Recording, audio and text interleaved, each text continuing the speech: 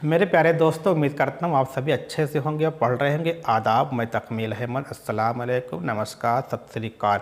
आज हम बात करने चल रहे हैं कि संरक्षण के अधिनियम की, क्योंकि यहाँ से क्वेश्चन आने की संभावना हर वक्त बनी रहती है।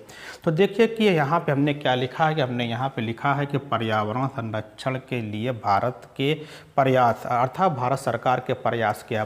क्योंकि आप जानते हैं कि जब इससे पहले हम पर्यावरण से पहले भी हमारे यहाँ एक सब्जेक्ट है ज्योग्राफी, लेकिन ज्योग्राफी को उतनी तत्परता से लोगों ने नहीं पढ़ा। इसके अलावा पर्यावरण अध्ययन में लोगों ने जागरूकता दिखाई और सरकार ने भी इस पे बल दिया।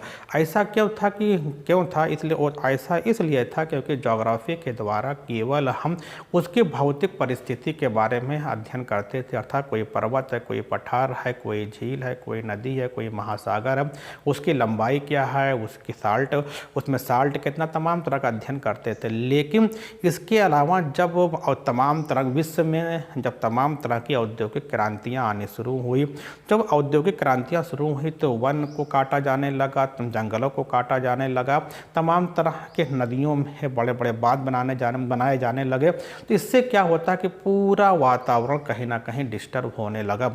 इसलिए सरकार ने और विश्व के विश्व के तमाम देशों के सरकार ने अलग अलग अपने देश में कानून बनाना शुरू किया।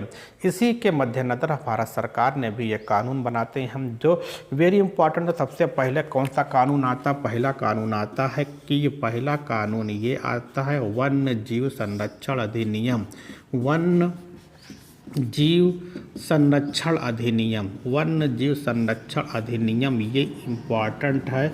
ये पूछ लेता है कि वन्य जीव संरक्षण अधिनियम कब आया था, ये आपके लिए। इसके पहले हम लोग 4 के बारे में बात करेंगे, ये तीसरा हो गया, ये आपका चौथा हो गया।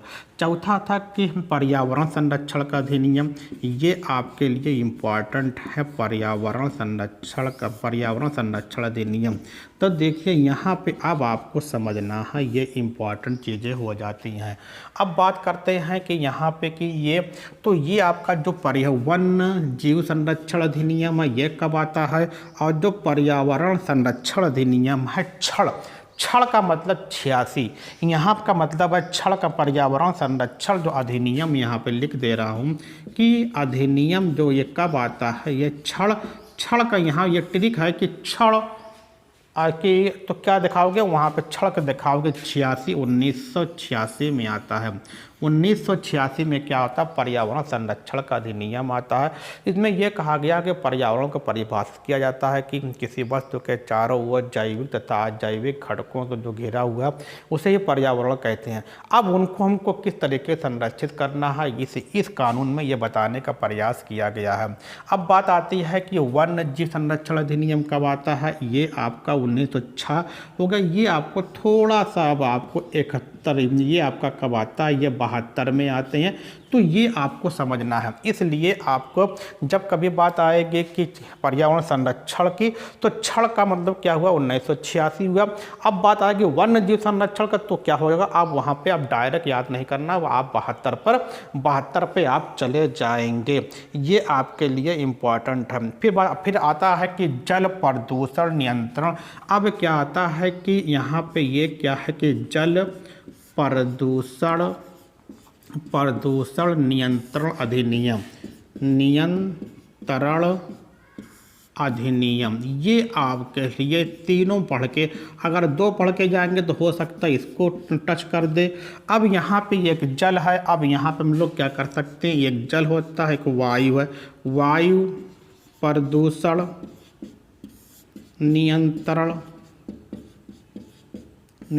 अधिनियम, ये आपको अच्छे तरीके से याद हो जाएगा और बहुत आसान है।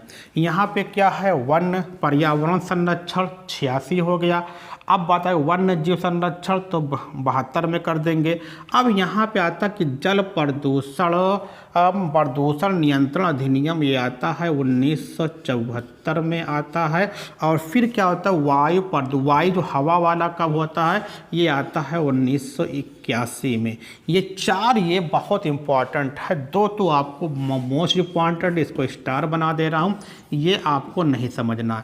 देखिए जो हमको हमेशा कन्फ्यूज़न रहता है। कन्फ्यूज़न इसी पे रहता है कि पर्यावरण संरक्षण अधिनियम 72 में है कि वन्य जीव संरक्षण अधिनियम है, तो कब हम तो यहाँ पे एक को याद कर लीजिए। एक को पर्यावरण संरक्षण क्षण का मतलब 86, तो 1986 में आता है। अब बात आएगा कि वन्य जीव, इसका मतलब 72 में वो हो गया, तो अब आपको यहाँ से भूलना नहीं है। फिर बात आती है कि जल की आता है कि जल प्रदूषण नियंत्रण अधिनियम, इसके 2 साल के बाद आता है। फिर क्या है कि वायु प्रदूषण नियंत्रण अधिनियम, ये 1981 में आते हैं। अब ये हमने क्या बताया था कि ये नियम बनाने की सरकार की आवश्यकता क्यों पड़ी? वो इसलिए पड़ती है क्योंकि आपने जाना, मैंने ये कहा कि तमाम तरह की क्रांतियाँ जब शुरू होती हैं, औद्योगिक क्रांतियाँ, तो बहुत हमारे पर्यावरण को, नदियों पर डैम बनने लगता है, फिर उनके पानी रोकने लगते हैं, तमाम तरह के आपके निर्माण कार्य होने लगते हैं, जंगलों को काट कर बड़ी बड़ी फैक्ट्रियाँ लगने लगती हैं, तो जो हमारी बायोडाइवर्सिटी है कहीं ना कहीं सिकुड़ने लगती है। कहीं ना कहीं हमारे जो एक सिस्टम होता है, पूरा जो बायोडाइवर्सिटी है, जिनकी जैव विविधता है, उसमें वो कमियां होने लगती हैं और तमाम तरह के रोग के होने की संभावना बढ़ जाती है। इसलिए सरकार ने समय समय पर कि अपने वातावरण को, लोगों की ज़िंदगी को सुरक्षित रखने के लिए सेव करने के लिए ये नियम बनाते रहते हैं। ओके, धन्यवाद। ये इम्पोर्टेंट था, इसके लिए पढ़ते रहिए। फिर मिलते हैं नए वीडियो में नए टॉपिक के साथ।